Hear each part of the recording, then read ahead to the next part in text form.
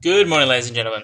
This is a video on coordinate geometry proofs. Now, you have the booklet, but we haven't been able to spend a lot of time in class on it, and we're going to lose lessons, so we're going to spend almost none in class on it. So I thought I'd go through a few practice examples now to help you out. You'll notice at the top of each section, it will tell you different options to prove different types of things. So I've cut out one example here, where it says, proving a quadrilateral is a trapezoid. Just a reminder, a trapezoid is like a trapezium picture, where a pair of sides are parallel and the other pair are not. Alright?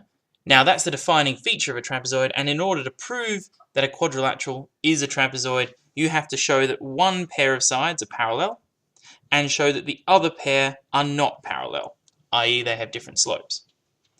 Now,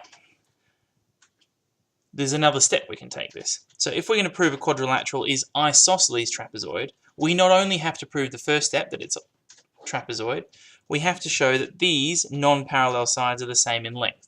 Because if you can visualize it like this, you could easily have a trapezoid where the non-parallel lines are different in length, like the one I've just drawn there. So, there's a couple of methods to do this. It's given you two. You don't have to prove using both methods, you just have to use one, and that's enough to establish it. First method is, you can show that the diagonals are congruent using distance.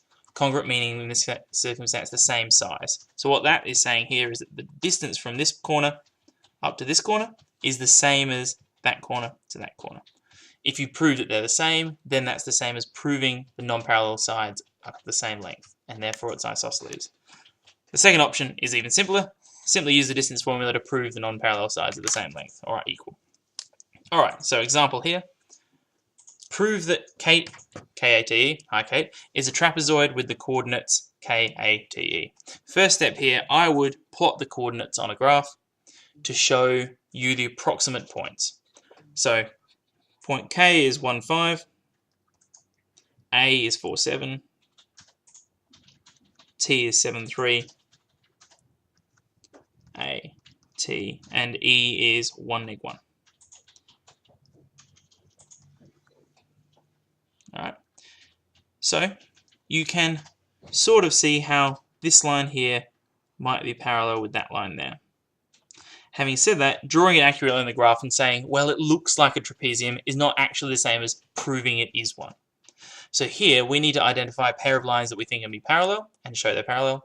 Then identify a pair that we think are not parallel and show they're not parallel. Because if we have two pairs of parallel lines, it's not a trapezium, it's a parallelogram. So to do that, I'm going to pick these two and show that KA is parallel to ET. So, show KA is parallel, that's the notation for parallel, to ET or TE. Now, using slope formula, KA is 4 take 1, x2 take x1, over 7 take 5 is 4 take 1 is 3 over 2. That is KA, TE is equal to 1 take 7 over neg 1 take 3. 1 take 7 is neg 6, neg 1 take neg 3 is neg 4, neg 6 over neg 4 is 3 over 2. Therefore, KA is parallel to TE. Alright, so we've shown the first half of it. We've shown one pair of sides is parallel. Good. Now we show the other and is not. So AT would be equal to the slope of AT would be 7 take 4 over 3 take 7, 3 over neg 4. I'm running out of space here. KE is our other one. 1 take 1 over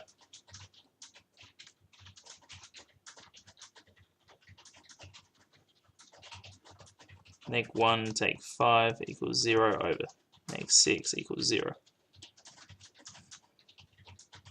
And we can see that they're not the same. What we've proved is two are parallel, two are not, therefore it's a trapezium.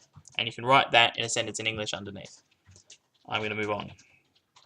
Alright, a harder one here from a different section, no longer dealing with trapeziums. given triangle ABC with these vertices, and the midpoints of AB and BC are known as P and Q, we can draw PQ. We need to prove by coordinate geometry that PQ is parallel to AC. If we're proving something is parallel, that is going to use slope. Alright, let's draw the points out first. A is -4, 2.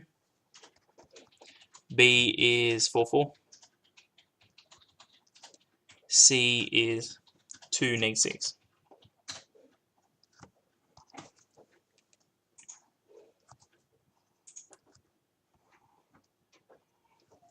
Right. Now, the midpoint of AB is P. So, we need to find the midpoint of AB in order to find the location where we can plot P. So, the midpoint of AB is equal to x1 plus x2 over 2, comma, y1 plus y2 over 2, using midpoint formula with A and B, which is -4 plus 4 over 2, 4 plus 2 over 2. So the point 0, 3 is where we put P, and then we're going to find Q. I'm going to pretend it's there.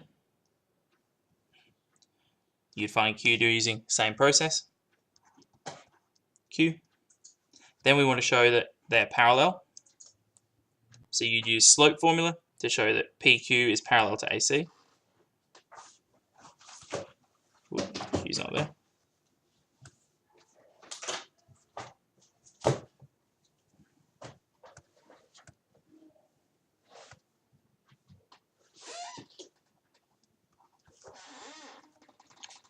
And then here, you're trying to show that PQ is equal to a half the length of PC. Sorry, half the length of AC. When using distances, and this notates a distance, use distance formula. To substitute in the points, show that one is half of the other. Alright. Now, I know I haven't worked out through the entire example here, but do it in 2 steps. A, showing they're parallel. B, showing one is half the length of the other. Use midpoint, distance, and slope, all in this as required.